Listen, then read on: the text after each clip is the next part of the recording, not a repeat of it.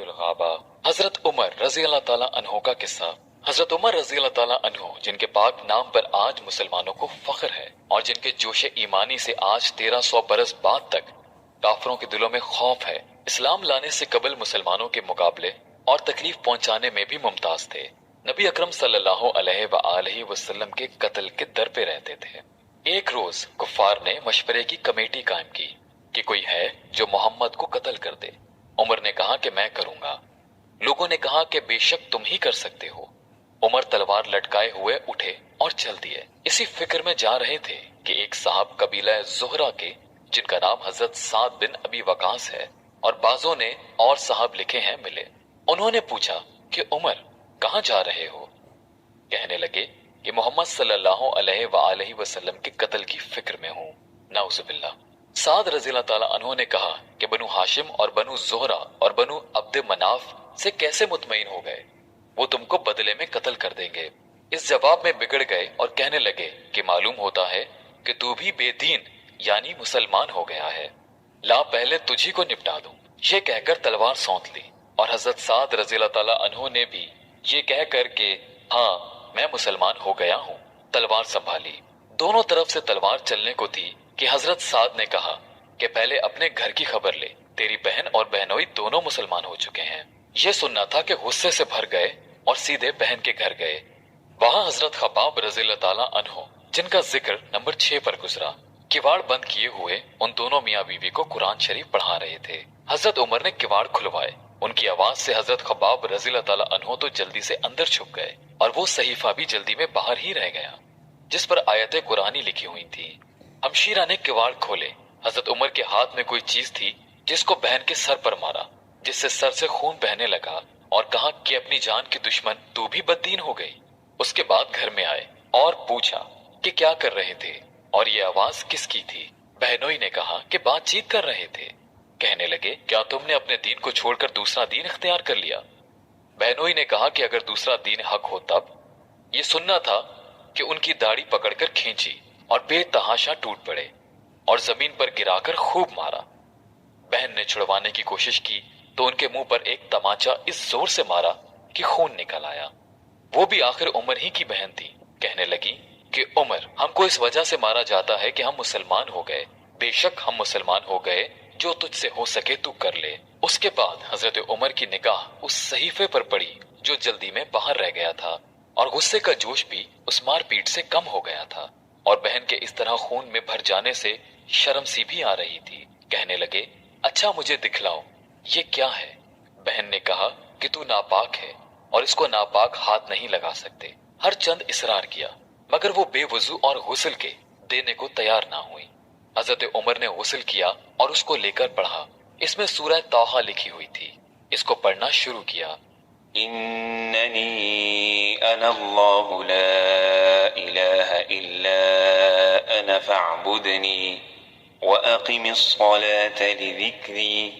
आयत 14 तक पढ़ा कि हालत ही बदल गई। कहने लगे कि अच्छा मुझे भी मोहम्मद सल्लल्लाहु अलैहि वसल्लम की खिदमत में ले चलो। ये अल्फाज सुनकर हजरत खब्बाब रज़ी अल्लाह ताला अन्हु अंदर से निकले और कहा कि ए उमर, तुझे खुश खबरी देता हूँ कि कल शब पंचशंबा में हुजूर अक़दस सल्लल्लाहु अलैहि वसल्लम ने दुआ मांगी थी कि या अल्लाह, उमर और अबू जहल में जो तुझे ज्यादा पसंद हो उससे इस्लाम को कुव्वत अता फरमा। ये दोनों कुव्वत में मशहूर थे। मालूम होता है कि हुजूर सल्लल्लाहु अलैहि वसल्लम की दुआ तुम्हारे हक में कबूल हो गई। उसके बाद हुजूर सल्लल्लाहु अलैहि वसल्लम की खिदमत में हाजिर हुए और जुमा की सुबह को मुसलमान हुए। उनका मुसलमान होना था कि कुफ्फार के हौसले पस्त होना शुरू हो गए, मगर फिर भी ये निहायत मुख्तसर जमात थी और वो सारा मक्का बल्कि सारा अरब। इसलिए और भी जोश पैदा हुआ और जलसे करके मशवरा करके उन हजरात को नापैद करने की कोशिश होती थी और तरह तरह की तदबीरें की जाती थीं। ताहम इतना जरूर हुआ कि मुसलमान मक्का की मस्जिद में नमाज पढ़ने लगे। हजरत अब्दुल्ला बिन मसूद रज़ी अल्लाह ताला अन्हु फरमाते हैं कि उमर का इस्लाम लाना मुसलमानों की फतह थी और उनकी हिजरत मुसलमानों की मदद थी और उनकी खिलाफत रहमत थी। हजरत उमर रज़ी अल्लाह ताला अन्हु की हालत। हजरत उमर रज़ी अल्लाह ताला अन्हु बसा औकात एक तिनका हाथ में लेते और फरमाते, काश मैं ये तिनका होता। کبھی فرماتے کاش مجھے میری ماں نے جنا ہی نہ ہوتا۔ ایک مرتبہ کسی کام میں مشغول تھے، ایک شخص آیا اور کہنے لگا کہ فلاں شخص نے مجھ پر ظلم کیا ہے، آپ چل کر مجھے بدلہ دلوا دیجئے۔ آپ رضی اللہ تعالیٰ عنہ نے اس کے ایک درہ مار دیا کہ جب میں اس کام کے لیے بیٹھتا ہوں اس وقت تو آتے نہیں، جب میں دوسرے کاموں میں مشغول ہو جاتا ہوں تو آ کر کہتے ہیں کہ بدلہ دلوا۔ وہ شخص چلا گیا۔ آپ رضی اللہ تعالیٰ عنہ نے آدمی بھیج کر اس کو بلوایا اور درہ اس کو دے کر فرمایا کہ بدلہ لے لو۔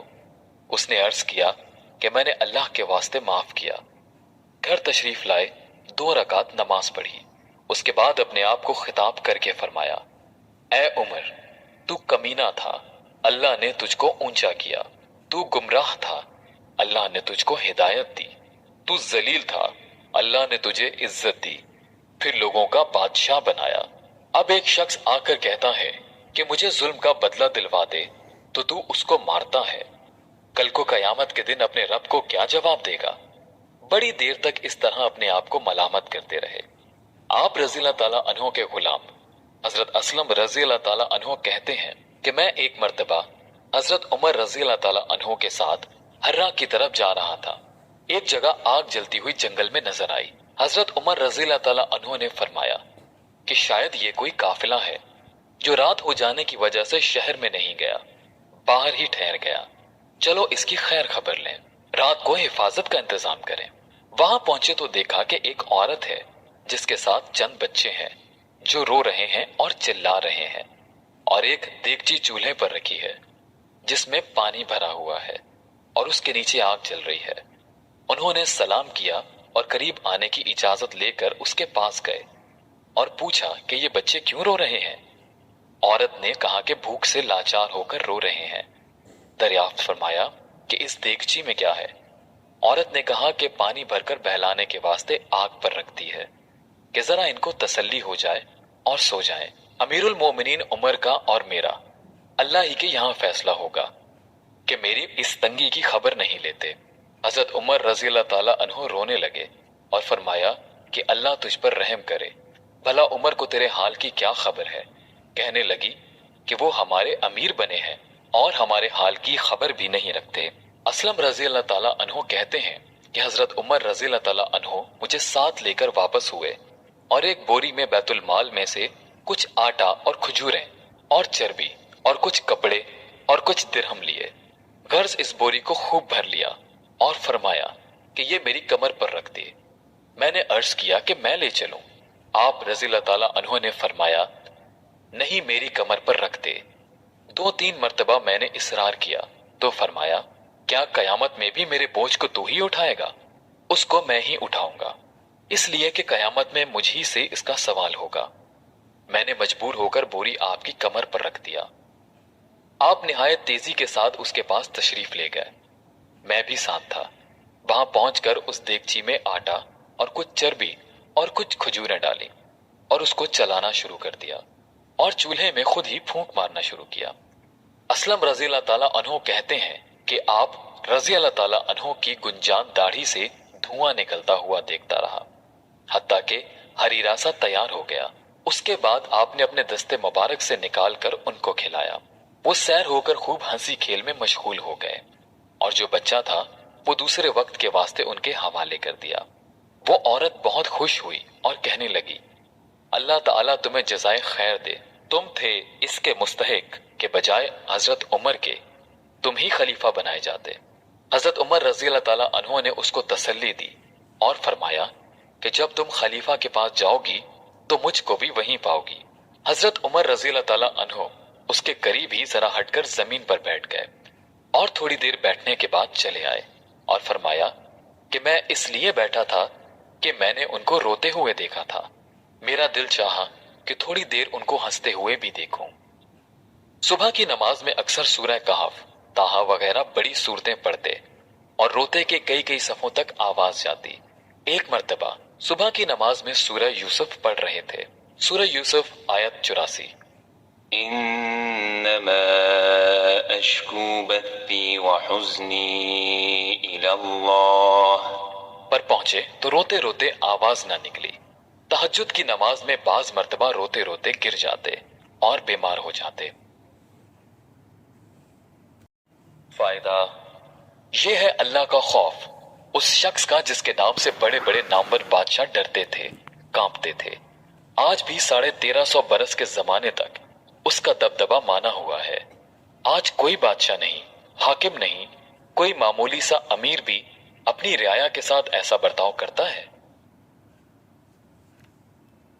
हजरत उमर रज़ी अल्लाह ताला अन्हु के वसअत तलब करने पर तंबी और हुजूर सल्लल्लाहु अलैहि वसल्लम के गुज़र की हालत।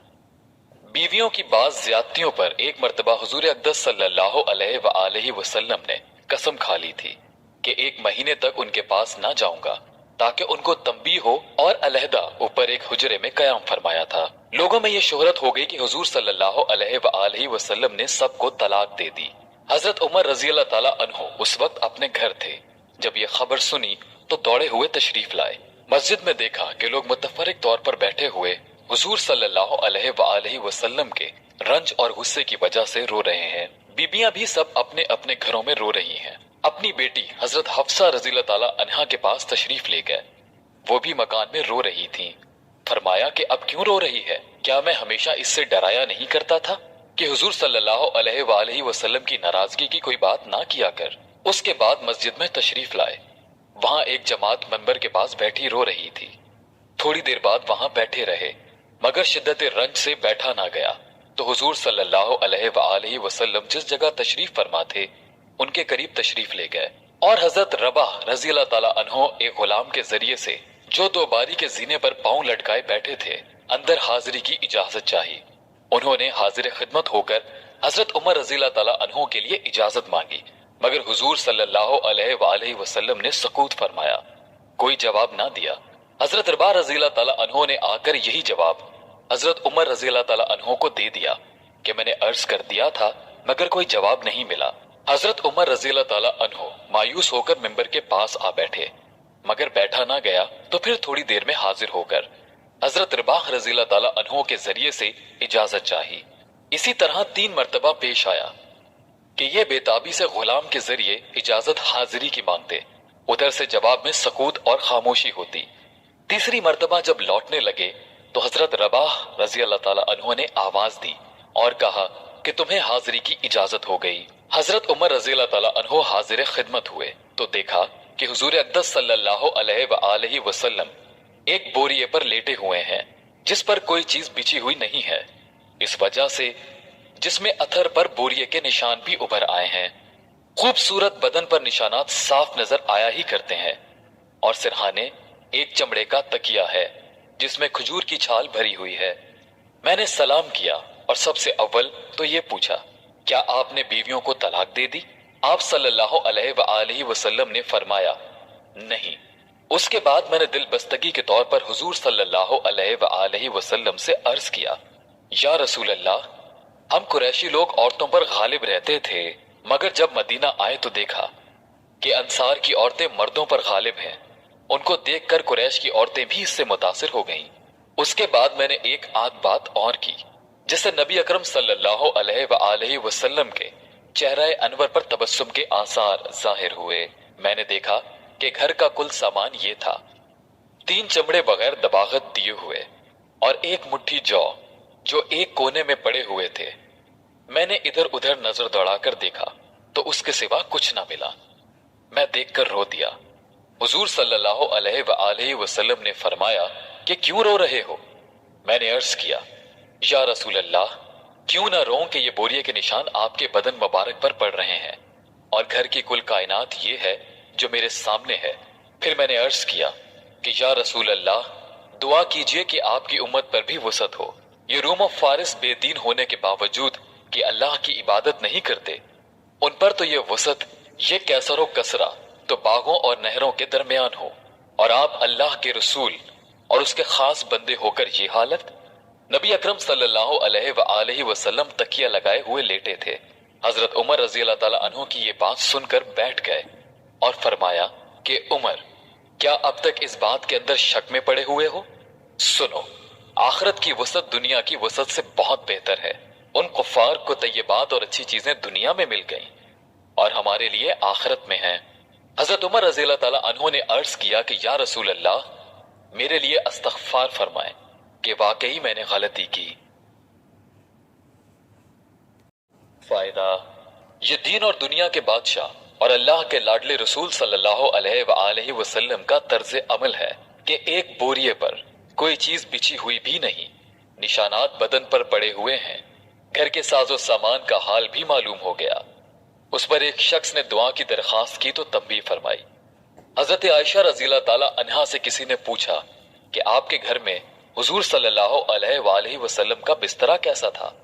فرمایا کہ ایک چمڑا تھا جس میں کھجور کی چھال بھری ہوئی تھی۔ حضرت حفصہ رضی اللہ تعالی عنہا سے بھی کسی نے پوچھا تھا کہ آپ کے گھر میں حضور صلی اللہ علیہ وآلہ وسلم کا بسترا کیا تھا؟ فرمایا کہ ایک ٹاٹ تھا جس کو دوہرا کر کے حضور صلی اللہ علیہ وآلہ وسلم کے نیچے بچھا دیتی تھی۔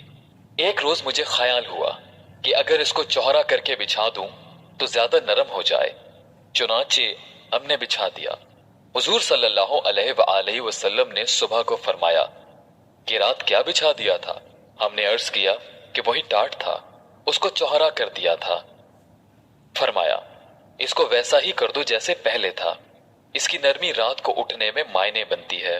اب ہم لوگ اپنے نرم نرم اور روئیں دار گدوں پر بھی نگاہ ڈالیں کہ اللہ نے کس قدر وسعت فرما رکھی ہے، اور پھر بھی بجائے شکر کے ہر وقت تنگی کی شکایت ہی زبان پر رہتی ہے۔ حضرت عمر فاروق رضی اللہ تعالیٰ عنہ کا بیت المال سے وظیفہ۔ حضرت عمر فاروق رضی اللہ تعالیٰ عنہ بھی تجارت کیا کرتے تھے۔ جب خلیفہ بنائے گئے تو بیت المال سے وظیفہ مقرر ہوا۔ مدینہ طیبہ میں لوگوں کو جمع فرما کر ارشاد فرمایا کہ میں تجارت کرتا تھا، اب تم لوگوں نے اس میں مشغول کر دیا، اس لیے اب گزارے کی کیا صورت ہو؟ لوگوں نے مختلف مقداریں تجویز کی۔ حضرت علی کرم اللہ وجہہ چپ بیٹھے تھے۔ حضرت عمر رضی اللہ تعالیٰ عنہ نے دریافت فرمایا کہ تمہاری کیا رائے ہے؟ آپ نے فرمایا کہ توسط کے ساتھ جو تمہیں اور تمہارے گھر والوں کو کافی ہو جائے۔ حضرت عمر رضی اللہ تعالیٰ عنہ نے اس رائے کو پسند فرمایا اور قبول کر لیا، اور متوسط مقدار تجویز ہو گئی۔ اس کے بعد ایک مرتبہ ایک مجلس میں جس میں خود حضرت علی بھی تھے اور حضرت عثمان، حضرت زبیر، حضرت طلحہ رضی اللہ تعالیٰ عنہم شریک تھے، یہ ذکر آیا کہ حضرت عمر رضی اللہ تعالیٰ عنہ کے وظیفے میں اضافہ کرنا چاہیے کہ گزر میں تنگی ہوتی ہے، مگر ان سے عرض کرنے کی ہمت نہ ہوئی۔ اس لیے ان کی صاحبزادی حضرت حفصہ رضی اللہ تعالیٰ عنہا، جو حضور صلی اللہ علیہ وآلہ وسلم کی بیوی ہونے کی وجہ سے ام المومنین بھی تھیں، ان کی خدمت میں حضرات تشریف لائے اور ان کے ذریعے سے حضرت عمر رضی اللہ تعالیٰ عنہ کی اجازت اور رائے معلوم کرنے کی کوشش کی، اور ساتھ ہی یہ بھی کہہ دیا کہ ہم لوگوں کے نام معلوم نہ ہو۔ حضرت حفصہ رضی اللہ تعالیٰ عنہا نے جب حضرت عمر رضی اللہ تعالیٰ عنہ سے اس کا تذکرہ کیا تو چہرے پر غصے کے آثار ہوئے۔ حضرت عمر رضی اللہ تعالیٰ عنہ نے نام دریافت کیے۔ حضرت حفصہ رضی اللہ تعالیٰ عنہ نے عرض کیا کہ پہلے آپ کی رائے معلوم ہو جائے۔ حضرت عمر رضی اللہ تعالیٰ عنہ نے فرمایا کہ مجھے ان کے نام معلوم ہو جاتے تو ان کے چہرے بدل دیتا، یعنی ایسی سزائیں دیتا کہ منہ پر نشان پڑ جاتے۔ تو ہی بتا کہ حضور صلی اللہ علیہ وآلہ وسلم کا عمدہ سے عمدہ لباس تیرے گھر میں کیا تھا؟ انہوں نے عرض کیا کہ 2 کپڑے گیروی رنگ کے جن کو حضور صلی اللہ علیہ وآلہ وسلم جمعے کے دن یا کسی وفد کی وجہ سے پہنتے تھے۔ پھر فرمایا کہ کون سا کھانا تیرے یہاں عمدہ سے عمدہ کھایا؟ عرض کیا کہ ہمارا کھانا جو کی روٹی تھی، ہم نے گرم گرم روٹی پر گھی کے ڈبے کی تلچھٹ الٹ کر اس کو ایک مرتبہ چپڑ دیا تو حضور صلی اللہ علیہ وآلہ وسلم خود بھی اس کو مزے لے کر نوش فرما رہے تھے اور دوسروں کو بھی کھلاتے تھے۔ فرمایا کون سا بستر عمدہ ہوتا تھا جو تیرے یہاں بچھاتے تھے؟ عرض کیا ایک موٹا سا کپڑا تھا، گرمی میں اس کو چوہرا کر کے بچھا لیتے تھے اور سردی میں آدھے کو بچھا لیتے اور آدھے کو اوڑھ لیتے۔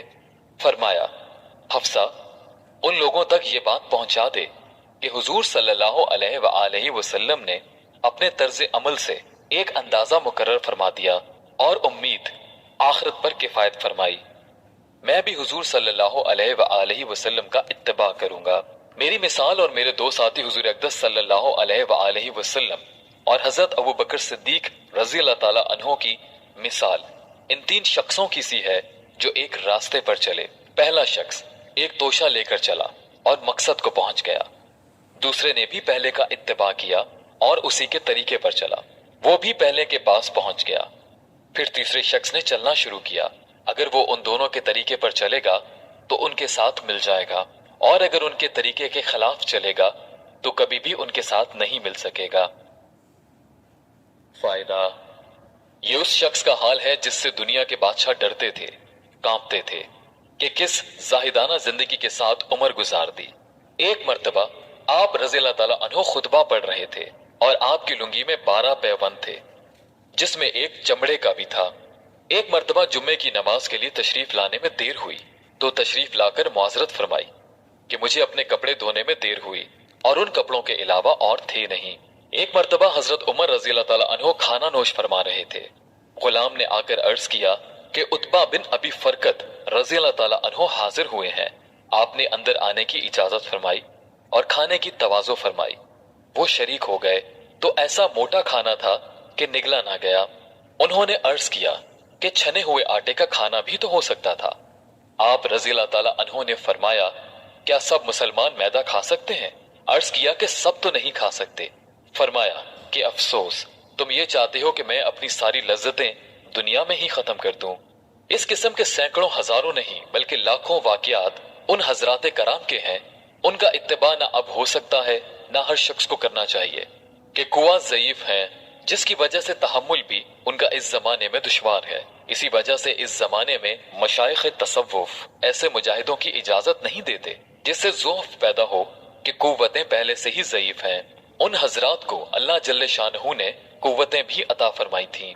अलबत्ता ये जरूरी है कि इत्तिबा की ख्वाहिश और तमन्ना रखना चाहिए कि उसकी वजह से आराम तलबी में कुछ कमी वाक़े हो और निगाह कुछ तो नीची रहे और इस जमाने के मुनासिब एतदाल पैदा हो जाए कि हम लोग हर वक्त लज़्ज़ात दुनिया में बढ़ते जा रहे हैं और हर शख्स अपने से ज्यादा मालो दौलत वाले की तरफ निगाह रखता है और इस हसरत में मरा जाता है कि फला शख्स मुझसे ज्यादा वसत में है। हजरत उमर रज़ी अल्लाह ताला अन्हु की सदके के दूध से कह। हजरत उमर रज़ी अल्लाह ताला अन्हु ने एक मर्तबा दूध नोश फरमाया कि उसका मजा कुछ अजीब सा नया सा मालूम हुआ। जिन साहब ने पिलाया था उनसे दरियाफ्त फरमाया कि ये दूध कैसा है, कहां से आया है। उन्होंने अर्ज किया कि फला जंगल में सदके के ऊंट चर रहे थे कि मैं वहां गया तो उन लोगों ने दूध निकाला जिसमें से मुझे भी दिया। हजरत उमर रज़ी अल्लाह ताला अन्हु ने मुंह में हाथ डाला और सारे का सारा कै फरमा दिया। हजरत उमर रज़ी अल्लाह ताला अन्हु का अपनी बीवी को मुश्क तोलने से इनकार। हजरत उमर रज़ी अल्लाह ताला अन्हु की खिदमत में एक मर्तबा बहरीन से मुश्क आया। इरशाद फरमाया कि कोई इसको तोल कर मुसलमानों में तकसीम कर देता। आप रज़ी अल्लाह ताला अन्हु की अहलिया हजरत आतिका रज़ी अल्लाह ताला अन्हा ने अर्ज किया, मैं तोल दूंगी।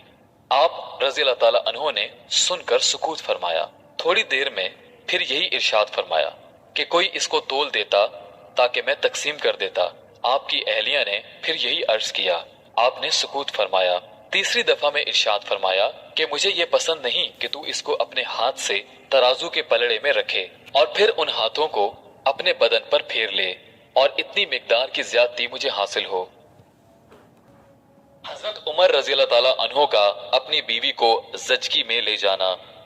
अमीरुल मोमिनीन हजरत उमर रज़ी अल्लाह ताला अन्हु अपने खिलाफत के जमाने में बसा औकात रात को चौकीदारा के तौर पर शहर की हिफाजत भी फरमाया करते थे। एक मर्तबा इसी हालत में एक मैदान में गुजर हुआ। देखा कि एक खैमा बालों का बना हुआ लगा हुआ है जो पहले वहां नहीं देखा था। उसके करीब पहुंचे तो देखा कि एक साहब वहां बैठे हुए हैं और खैमे से कुछ कराने की आवाज आ रही है। सलाम करके उन साहब के पास गए और दरियाफ्त किया कि तुम कौन हो। उन्होंने कहा, एक मुसाफिर हूं, जंगल का रहने वाला हूं। अमीरुल मोमिनीन के सामने कुछ अपनी जरूरत पेश करके मदद चाहने के वास्ते आया हूं। दरियाफ्त फरमाया कि ये खैमे में से आवाज कैसी आ रही है। उन साहब ने कहा, मियाँ जाओ अपना काम करो। आपने इसरार फरमाया कि नहीं, बता दो, कुछ तकलीफ की आवाज है। उन साहब ने कहा कि औरत की विलादत का वक्त करीब है, दर्द से हो रहा है। आप रज़ी अल्लाह ताला अन्हु ने दरियाफ्त फरमाया कि कोई दूसरी औरत भी पास है। उन्होंने कहा, कोई नहीं। آپ رضی اللہ تعالیٰ عنہ وہاں سے اٹھے اور مکان تشریف لے گئے اور اپنی بیوی حضرت ام کلثوم رضی اللہ تعالیٰ عنہا سے فرمایا کہ ایک بڑے ثواب کی چیز مقدر سے تمہارے لیے آئی ہے۔ انہوں نے پوچھا کیا ہے؟ آپ رضی اللہ تعالیٰ عنہ نے فرمایا ایک گاؤں کی رہنے والی ہے، بیچاری تنہا ہے، اس کو درد ذہ ہو رہا ہے۔ انہوں نے ارشاد فرمایا ہاں ہاں تمہاری صلاح ہو تو میں تیار ہوں، اور کیوں نہ تیار ہوتی کہ یہ بھی آخر حضرت سید فاطمہ رضی اللہ تعالیٰ عنہا کی ہی صاحبزادی تھیں۔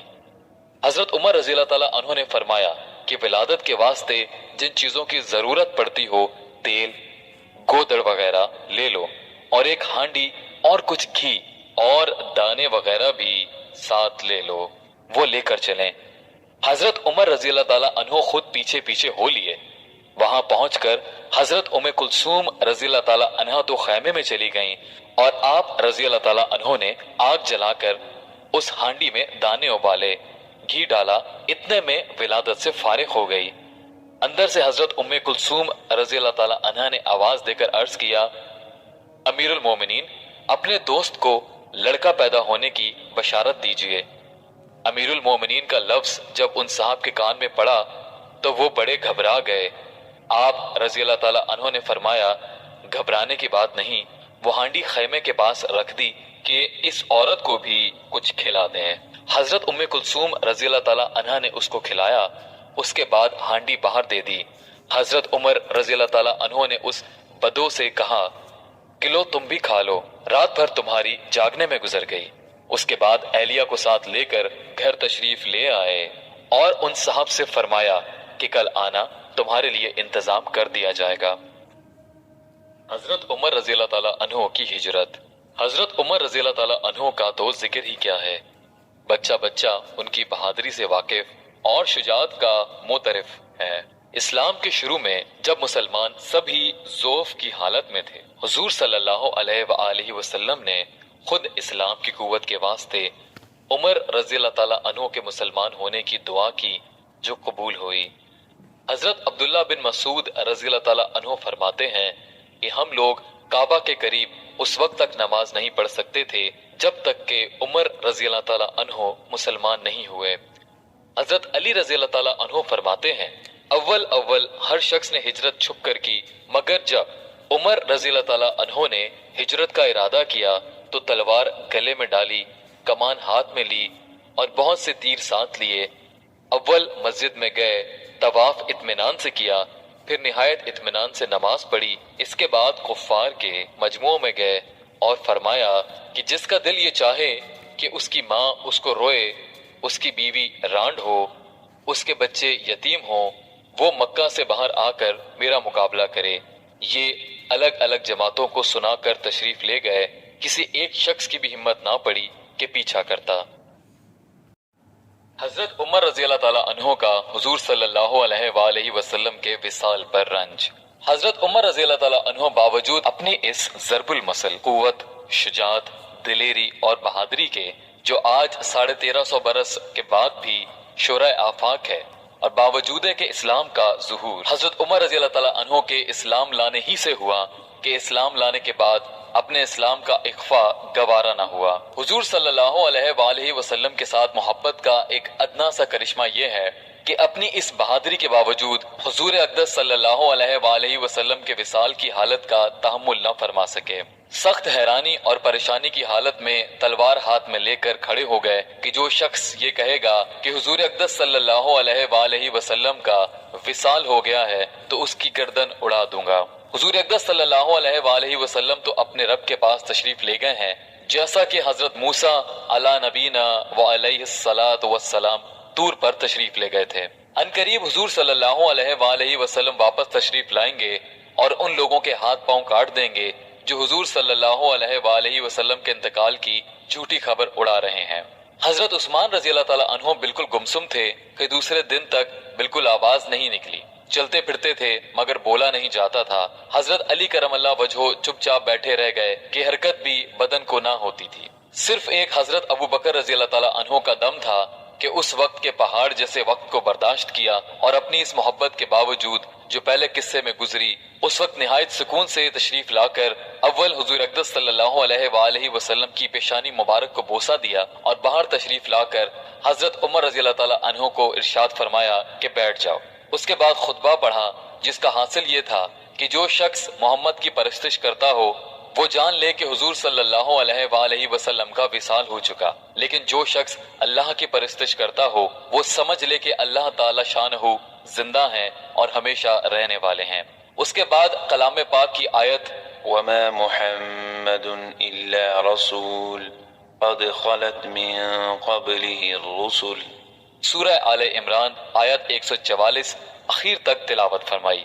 ترجمہ: محمد صلی اللہ علیہ وآلہ وسلم نرے رسول ہی تو ہیں، خدا تو نہیں جس پر موت وغیرہ نہ آ سکے۔ سو اگر آپ کا انتقال ہو جاوے یا آپ شہید بھی ہو جامیں تو کیا تم لوگ الٹے پاؤں پھر جاؤ گے؟ اور جو شخص الٹا پھر جائے گا تو خدا تعالیٰ کا تو کوئی نقصان نہیں کرے گا، اپنا ہی کچھ کھوے گا، اور خدا تعالیٰ شانہ جلد ہی جزا دے گا حق شناس لوگوں کو۔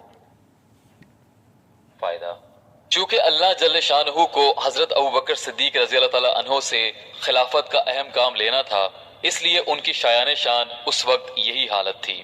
اسی وجہ سے اس وقت جس قدر استقلال اور تحمل حضرت صدیق اکبر رضی اللہ تعالیٰ عنہ میں تھا کسی میں بھی نہ تھا، اور اس کے ساتھ ہی جس قدر مسائل دفن و میراث وغیرہ کے اس وقت کے مناسب حضرت صدیق اکبر رضی اللہ تعالیٰ عنہ کو معلوم تھے، مجموعی طور پر کسی کو بھی معلوم نہ تھے۔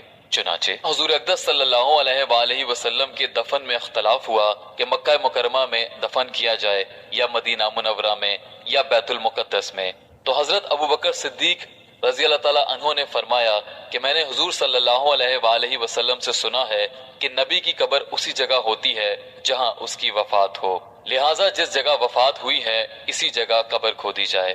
آپ رضی اللہ تعالیٰ عنہ نے فرمایا میں نے حضور صلی اللہ علیہ وآلہ وسلم سے سنا ہے کہ لوگوں یعنی انبیاء کا کوئی وارث نہیں ہوتا، جو کچھ ہم چھوڑتے ہیں وہ صدقہ ہوتا ہے۔ آپ رضی اللہ تعالیٰ عنہ نے فرمایا میں نے حضور صلی اللہ علیہ وآلہ وسلم سے سنا ہے جو شخص مسلمانوں کی حکومت کا متولی بنے اور وہ لاپرواہی سے کوتاہی کرتے ہوئے کسی دوسرے کو امیر بنائے اس پر لعنت ہے۔ نیز حضور صلی اللہ علیہ وآلہ وسلم کا ارشاد ہے کہ قریش اس امر یعنی سلطنت کے متولی ہیں وغیرہ وغیرہ۔ صدق